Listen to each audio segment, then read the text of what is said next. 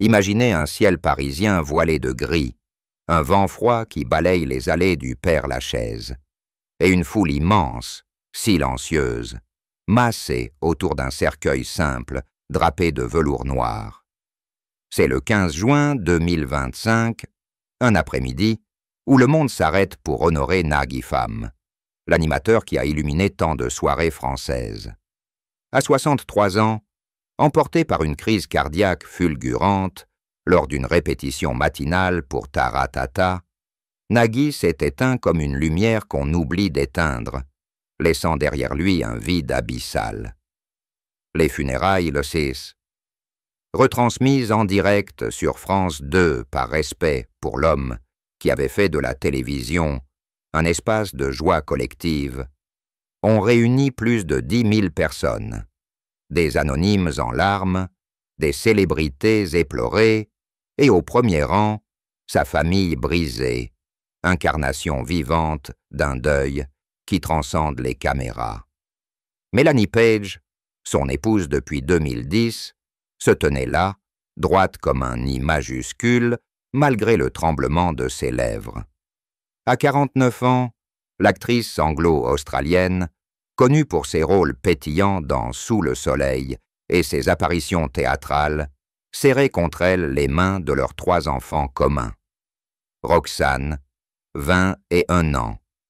L'aînée studieuse, inscrite en école de commerce, les yeux rougis par des nuits blanches. Annabelle, 17 ans, l'adolescente rebelle au tempérament artistique, héritée de sa mère, qui murmurait des prières en anglais. Et Adrien, le petit dernier de 13 ans, ce garçon timide, passionné de foot, qui pour la première fois ne souriait plus. Près d'eux, Nina Pham, 28 ans, la fille aînée issue de l'union précédente avec Marine Vignet, tendait un mouchoir à sa belle-mère, un geste de solidarité qui en disait long sur les liens tissés au fil des ans dans cette famille recomposée. Marine elle-même, discrète animatrice météo, était venue seule, son visage marqué par une tristesse contenue, évitant les flashs pour préserver l'intimité de ce moment. La cérémonie sobre et émouvante débuta par un silence assourdissant, rompu seulement par le craquement des pas sur le gravier humide. Le prêtre, un vieil ami de la famille, évoqua Nagui non comme une star, mais comme un homme de cœur. Nagui n'était pas seulement l'animateur qui nous faisait chanter et rire. Il était le fils, le père, l'époux qui illuminait les siens d'un amour inconditionnel. Puis vint le tour de Mélanie, qui, la voix chevrotante, lut une lettre manuscrite trouvée dans le bureau de son mari. « Ma Mélanie, si un jour je pars trop vite, souviens-toi que chaque note de Taratata était pour toi, chaque victoire dans un jeu pour nos enfants. Je vous aime au-delà des mots, au-delà des écrans. » Les sanglots fusèrent dans la foule. Un chœur de cœur brisé qui rappelait les audiences records de ces émissions. Plus de 3 millions de téléspectateurs quotidiens pour « Tout le monde veut prendre sa place ». Des artistes invités comme Julien Clerc et moi interprétèrent La vie en rose a cappella. Une version poignante qui fit ressurgir les souvenirs de ces soirées où Nagui, avec son sourire malicieux, unissait les générations autour d'une mélodie. Mais le vrai déchirement vint des enfants. Roxane, la pragmatique, parla d'un père qui l'avait poussé à viser haut. Papa m'a appris que le succès n'est rien sans l'effort quotidien. Il rentrait épuisé des plateaux, mais trouvait toujours du temps pour m'aider avec mes devoirs. Annabelle, les larmes coulant sur ses joues parsemées de rires forcés, évoqua les fous rires familiaux. Il nous imitait en Louboutin, ses chaussures qu'il collectionnait en secret, et on roulait par terre de rire. Adrien, le plus jeune, serra un ballon de foot contre lui. Papa promettait de m'emmener voir les Bleus. Maintenant je sais qu'il veillera sur moi depuis les tribunes célestes. Nina, la grande sœur protectrice, ferma le cercle. Avec papa, j'ai appris la résilience. Il m'a élevé seul au début, et même après, il était notre pilier à tous. Marine, en retrait, hocha la tête, un signe de reconnaissance pour l'homme qui avait su unir ces deux familles malgré les ombres du passé. La procession vers la tombe fut un cortège de souvenirs. Des fans déposaient des fleurs en forme de micro, des notes manuscrites de chansons inachevées, des tickets d'émissions jaunis. Patrick Sabatier, un confrère de longue date, murmura à l'oreille de Mélanie. Il a changé la télé française. Maintenant, il change le ciel.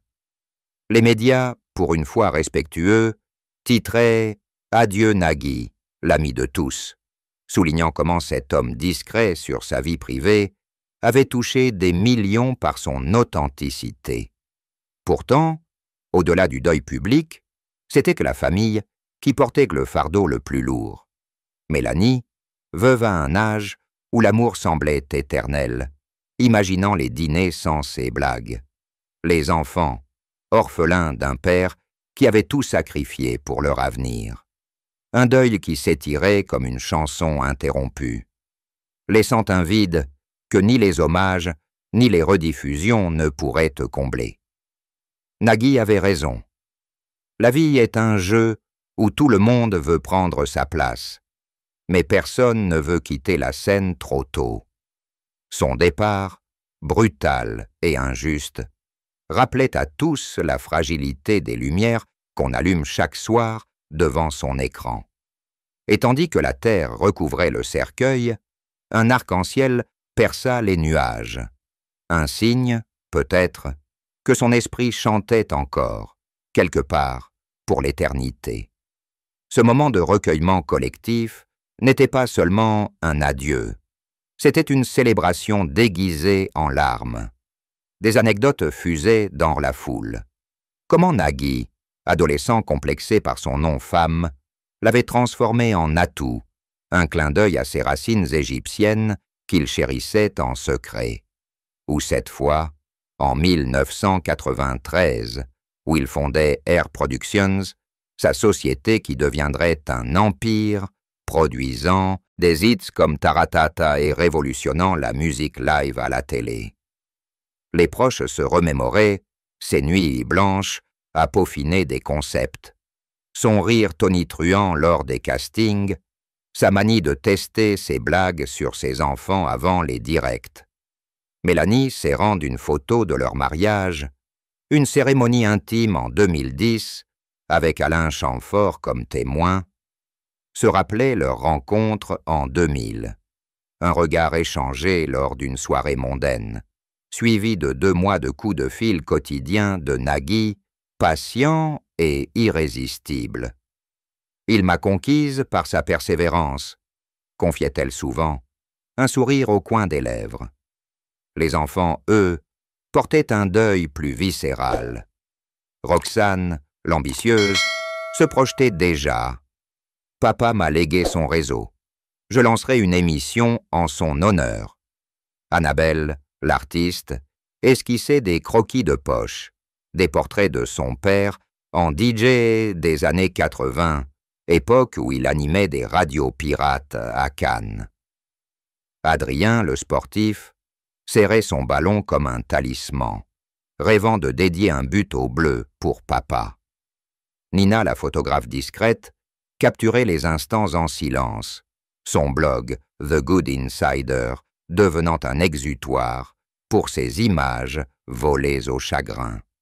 Marine, observant de loin, se remémorait leurs débuts tumultueux dans les années 90, quand Nagui, jeune animateur sur RTL, jonglait entre plateaux et couches culottes. La famille, unie dans la douleur, incarnait le legs de Nagui. L'amour inconditionnel, la résilience face aux coups durs, comme ce scandale des animateurs-producteurs en 1996, qu'il avait presque brisé. Au cimetière, sous un saule pleureur, La famille se recueillit une dernière fois. Mélanie déposa une paire de loup-boutins, ces escarpins rouges qu'il collectionnait en secret, une cinquantaine de paires, un vice assumé qu'il cachait derrière son image de père poule. « Pour danser au paradis », murmura-t-elle. Les enfants jetèrent des roses blanches, symbole de pureté, tandis que des fans entonnaient « Que le meilleur gagne », un hymne à sa philosophie de vie. La presse émue notait « Nagui laisse un empire, 100 millions d'euros de fortune, des émissions cultes, une famille soudée, mais surtout un vide que seule la musique pourra combler. » Ce jour-là, Paris pleura non pas une star, mais un ami, un frère, un père. Et dans le silence, on entendait encore son rire, écho d'une vie bien remplie, trop courte, mais éternelle dans les cœurs. Un deuil qui, comme ces jeux, nous rappelait que la vie est un plateau où l'on gagne, où l'on perd, mais où l'on joue toujours avec passion. Nagui avait gagné, il avait conquis le monde, et maintenant, il veillait sur les siens depuis les étoiles. La nuit tombante enveloppait le cimetière d'un voile mélancolique, et la famille, épuisée, regagna sa maison de Montmartre, ce nid d'amour niché dans une ruelle pavée où Nagui avait transformé un ancien atelier d'artiste en havre familial. Les murs, tapissés de vinyles rares et de photos de plateau, semblaient murmurer ses blagues préférées. Mélanie, veillant sur les enfants endormis, feuilletait un album. Leur voyage en Égypte, en 2010, quand Nagui, réconcilié avec ses racines, avait emmené toute la tribu sur les bords du Nil, expliquant à Roxane les mystères des pharaons avec l'enthousiasme d'un conteur. « Il voulait que vous sachiez d'où vient votre force », lui avait-il dit. Annabelle, dans son sommeil, serrait un micro-miniature, souvenir d'un taratata familial où Nagui les avait laissés chanter faux pour rire. Adrien rêvait de stade, imaginant son père commentant ses matchs imaginaires. Nina, dans sa chambre d'amis, envoyait un message à Marine. On l'honorera ensemble. Le deuil, cru et frais, se muait déjà en hommage vivant, car Nagui n'était pas parti. Il vivait dans chaque note, chaque rire, chaque étreinte. Son héritage, un amour qui défie la mort, une famille forgée dans l'adversité, et des millions de fans qui, ce soir-là, allumèrent une bougie devant leur télé, diffusant en boucle ses meilleurs moments.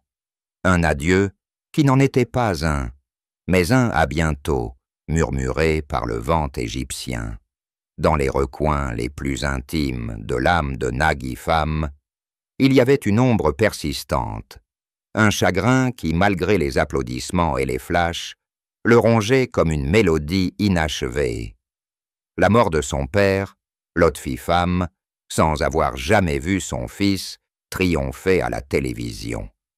Ce n'était pas un deuil ordinaire, c'était un vide abyssal, un reproche muet que Nagui s'adressait à lui-même, un regret qui avait modelé sa carrière autant que ses silences. Lotfi, cet intellectuel égyptien copte, docteur ès-lettres et interprète aux Nations Unies, avait été le pilier d'une famille nomade. Professeur de littérature comparée à l'université Carleton au Canada, il avait inculqué à son fils cadet l'amour des mots, des histoires, de cette passion qui transforme un simple garçon d'Alexandrie en maître des ondes. Choisis un métier que tu feras avec passion, et fais en sorte d'être le meilleur, lui avait-il seriné lors de leurs dernières conversations, alors que Nagui, adolescent complexé par son nom femme, trop exotique pour les cours de Cannes, rêvait déjà de micros et de foules,